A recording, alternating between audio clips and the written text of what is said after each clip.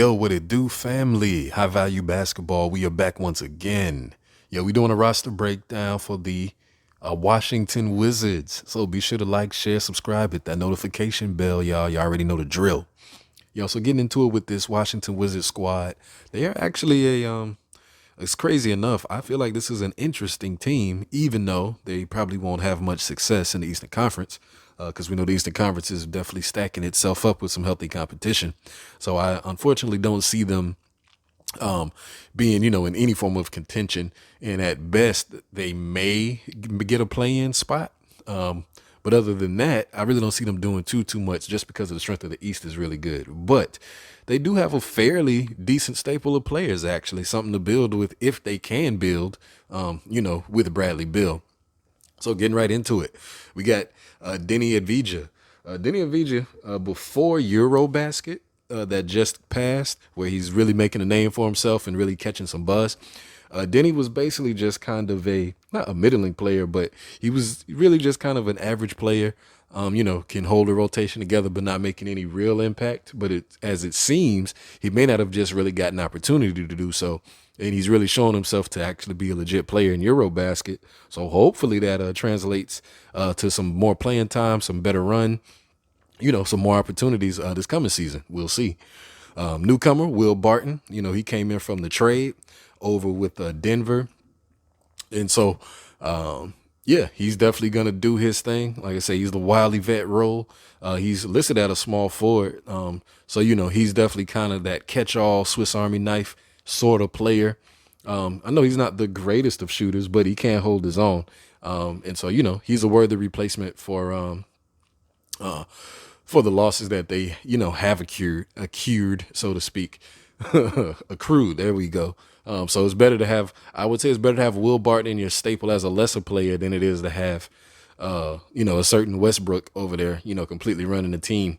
That's just my opinion. Hey, call me a hater, whatever.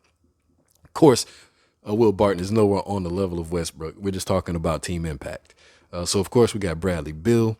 Bradley Beal is Bradley Beal. You already know the drill with him. Dude is an all-star, sub superstar type player. Dude is sick on the court. He's got that huge deal, and he is the leader of the team. We got Vernon Carey Jr. Vernon Carey Jr.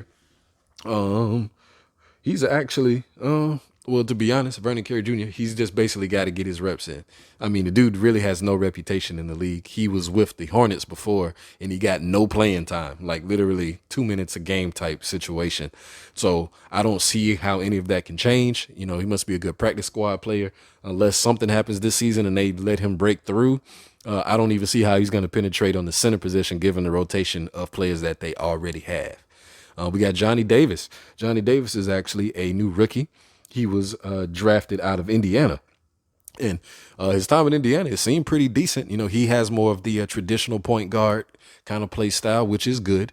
He has good passing, and he's a decent shooter, and he's got a very good court vision, and he's a willing passer. So, that's always a plus for the point guard position.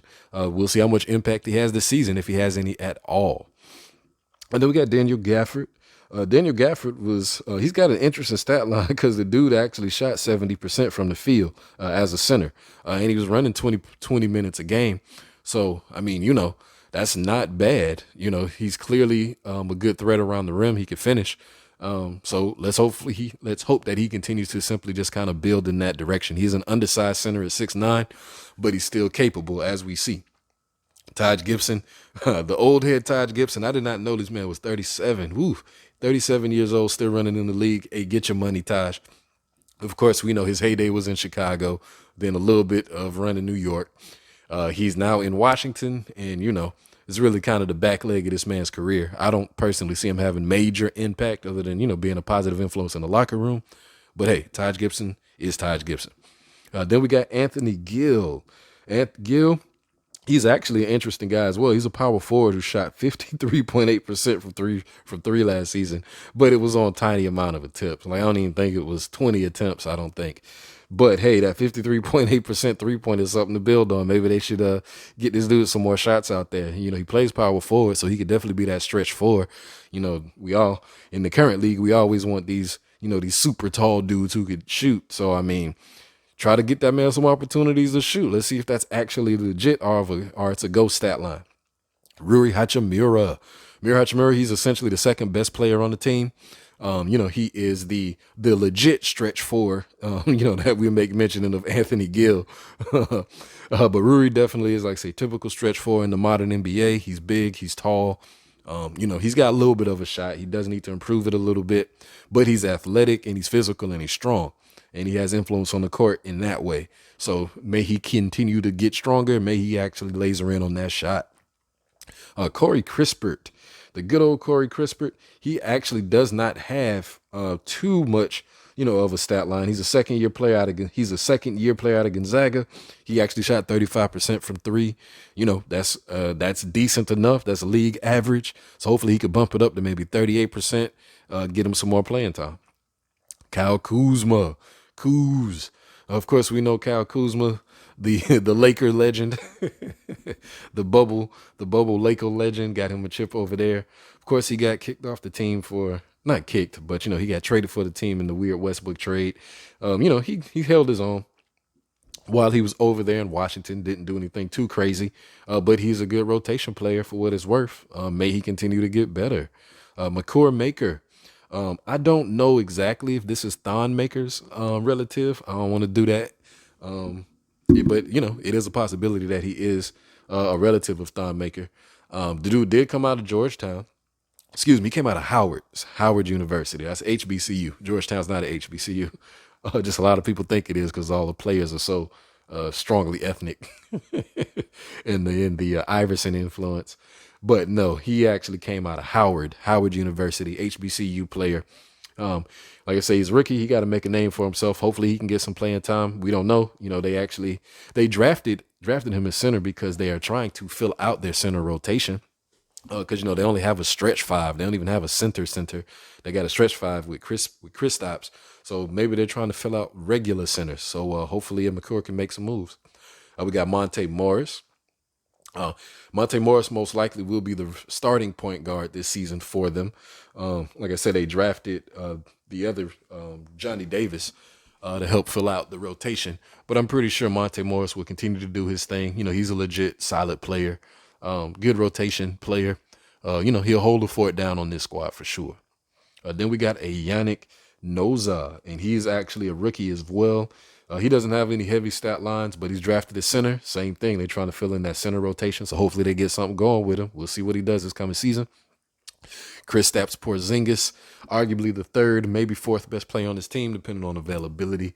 We already know with the unicorn here, dude is he's getting a big check. 33,833,000. In my opinion, he is not worth it because one, skill wise, he's not there. And then two, availability, the dude, can't play more than, 65% of the season.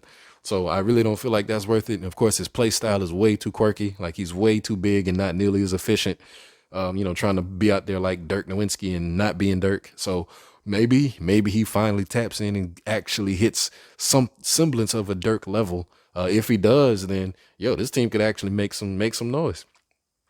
We got Thomas Satoransky. He had a fairly decent season last year as well. He's a shooter.